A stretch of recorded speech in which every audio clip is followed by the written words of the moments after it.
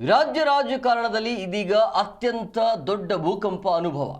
ಕಳೆದ ಕೆಲವು ದಿನಗಳಿಂದ ದಟ್ಟವಾಗಿದ್ದ ವದಂತಿಗಳಿಗೆ ಈಗ ಅಧಿಕೃತ ಮುದ್ರೆ ಬೀಳುವ ಲಕ್ಷಣಗಳು ಗೋಚರಿಸುತ್ತಿವೆ. ನಾಳೆ ಸಿಎಂ ಸಿದ್ದರಾಮಯ್ಯ ತಮ್ಮ ಸ್ಥಾನಕ್ಕೆ ರಾಜೀನಾಮೆ ನೀಡಲಿದ್ದಾರೆ ಎಂಬ ಮಾತು ಇದೀಗ ರಾಜ್ಯ ರಾಜಕೀಯ ಪಡಶಾಲೆಯಲ್ಲಿ ದೊಡ್ಡ ಮಟ್ಟದಲ್ಲಿ ಚರ್ಚೆ ಆಗ್ತಾ ಇದೆ.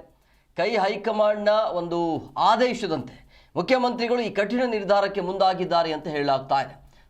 ಪಾಳೆಯದಲ್ಲಿ ಈಗ ತಲ್ಲಣ ಸೃಷ್ಟಿಯಾಗಿದೆ. ಅದರ ಒಂದು ವರದಿ ನಿಮ್ಮ ಮುಂದೆ.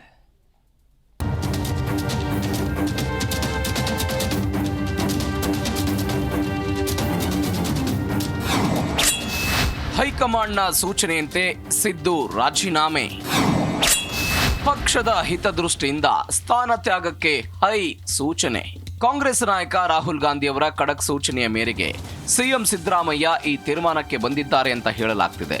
ಪಕ್ಷದ ವರ್ಚಸ್ಸಿಗೆ ಧಕ್ಕೆಯಾಗದಂತೆ ಹಾಗೂ ಮುಂದಿನ ರಾಜಕೀಯ ತಂತ್ರಗಾರಿಕೆಯ ಭಾಗವಾಗಿ ಸ್ಥಾನದಿಂದ ಕೆಳಗಿಳಿಯುವಂತೆ ಹೈಕಮಾಂಡ್ ಕಟ್ಟುನಿಟ್ಟಿನ ಆದೇಶ ಕೊಟ್ಟಿದೆ. ಸುದೀರ್ಘ ಚರ್ಚೆಗಳು ಹಾಗೂ ದೆಹಲಿ ಮಟ್ಟದ ನಾಯಕರ ಸಂಧಾನಗಳ ಬಳಿಕ ರಾಹುಲ್ ಗಾಂಧಿ ಕೊಟ್ಟ ನಿರ್ದೇಶನವನ್ನ ಪಾಲಿಸುವುದಕ್ಕೆ ಸಿದ್ದರಾಮಯ್ಯ ಕೊನೆಗೂ ಒಪ್ಪಿಕೊಂಡಿದ್ದಾರೆ ಎಂಬ ಚರ್ಚೆಗಳು ಈಗ ರಾಜಕೀಯ ಕಾರಿಡಾರ್ನಲ್ಲಿ ಜೋರಾಗಿ ನಡೀತಿವೆ. ಸಿದ್ದು ಮನವೊಲಿಸಲು ಆಪ್ತ ಬಳಗದ ಭರ್ಜರಿ ಕಸರತ್ತು. ರಾಜೀನಾಮೆ ನಿರ್ಧಾರದಿಂದ ಹಿಂದೆ ಸರಿಯುವಂತೆ ಒತ್ತಾಯ. ಯಾವುದೇ ಕಾರಣಕ್ಕೂ ಸಿಎಂ ಸ್ಥಾನ ಬಿಡದಂತೆ ಆಪ್ತರ ಪಟ್ಟು. ಇತ್ತ ಸಿಎಂ ರಾಜೀನಾಮೆ ಕೊಡಲಿದ್ದಾರೆ ಎಂಬ ಸುದ್ದಿ ಹೊರಬೀಳುತ್ತಿದ್ದಂತೆ ಸಿದ್ದರಾಮಯ್ಯ ಆಪ್ತ ಬಳಗ ಅಲರ್ಟ್ ಆಗಿದೆ. ಸಿಎಂ ನಿವಾಸಕ್ಕೆ ಧಾವಿಸಿದ ಸಚಿವರು ಮತ್ತು ಶಾಸಕರ ದಂಡು ಯಾವುದೇ ಕಾರಣಕ್ಕೂ ರಾಜೀನಾಮೆ ಕೊಡದಂತೆ ಸಿಎಂ ಮನವೊಲಿಸಲು ತೀವ್ರ ಕಸರತ್ತು ನಡೆಸಿದೆ.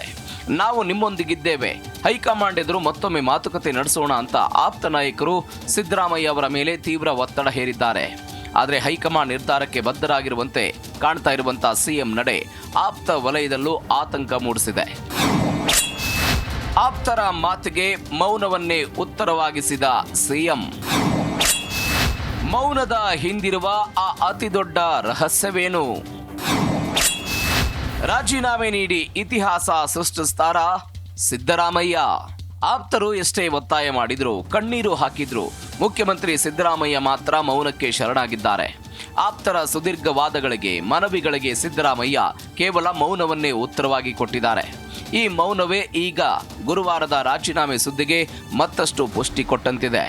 ಹೈಕಮಾಂಡ್ ಆಜ್ಞೆಯನ್ನ ಮೀರದ ಸಿದ್ದರಾಮಯ್ಯ ಗುರುವಾರ ಅಧಿಕೃತವಾಗಿ ರಾಜೀನಾಮೆ ನೀಡಲಿದ್ದಾರಾ ಅಥವಾ ಈ ಮೌನದ ಹಿಂದೆ ಮತ್ತಾವುದೇ ರಾಜಕೀಯ ಚದುರಂಗದಾಟ ಅಡಗಿದೆಯಾ ಅನ್ನೋದನ್ನ ಕಾದು ನೋಡಬೇಕು. Rajappa Suttur, political bureau, G Kannada news, Bengaluru.